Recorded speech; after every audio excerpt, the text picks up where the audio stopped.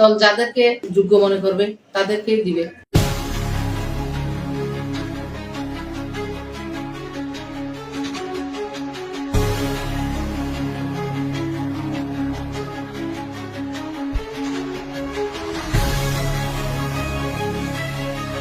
জাতীয় সংসদে সংরক্ষিত মহিলা আসন নিয়ে রাজনৈতিক অঙ্গনে জোর আলোচনা শুরু হয়েছে। এ প্রেক্ষাপটে কক্সবাজারবাসীর দাবির প্রতিধ্বনি ও আলোচনার শীর্ষে রয়েছে জেলা বিএনপির সাধারণ সম্পাদক অ্যাডভোকেট শামীম আরা স্বপ্না।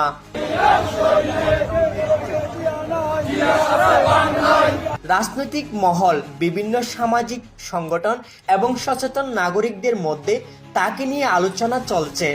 অনেকে মনে করছেন সংরক্ষিত মহিলা আসনে তার মনোনয়ন কক্সবাজারবাসীর দীর্ঘদিনের প্রত্যাশার প্রতিফলন ঘটাতে পারে। আমাদের যে সময় এই বাংলাদেশে আওয়ামী লীগের শাসন চলছিল সে সময় সে জেলা বিএনপি দায়িত্ব নিয়েছে এবং দায়িত্ব নেওয়ার পরে জেলা বিএনপি এবং অঙ্গ সমাজ সকলকে সাথে নিয়ে উনি রাজপথে দীর্ঘ 17 বছর এই আওয়ামী লীগের বিরুদ্ধে সংগ্রাম করেছেন।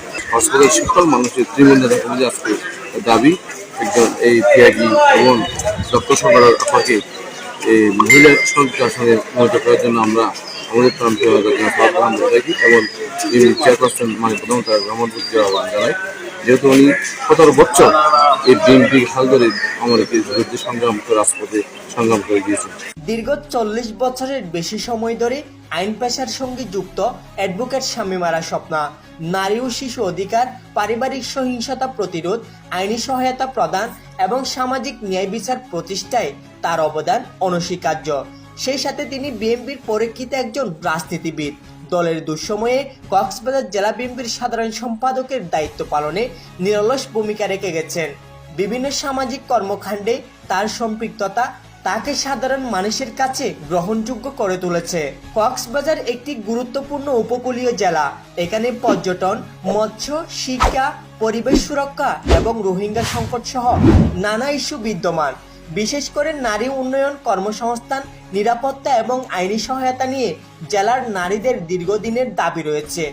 তাদের মতে জাতীয় সংসদে একজন দক্ষ ও সচেতন নারী প্রতিনিধির উপস্থিতি এইসব দাবি জোরালোভাবে উপস্থাপনে কার্যকর ভূমিকা রাখতে পারে।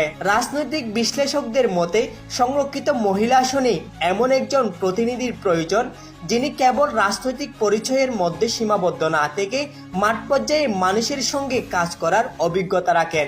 এই ক্ষেত্রে অ্যাডভোকেট শামীম আরা স্বপ্না যোগ্য বলে মনে করছে সুশীল মহল। কক্সবাজার থেকে এবারে সংরক্ষিত মহিলা সংসদ সদস্য হিসাবে কক্সবাজার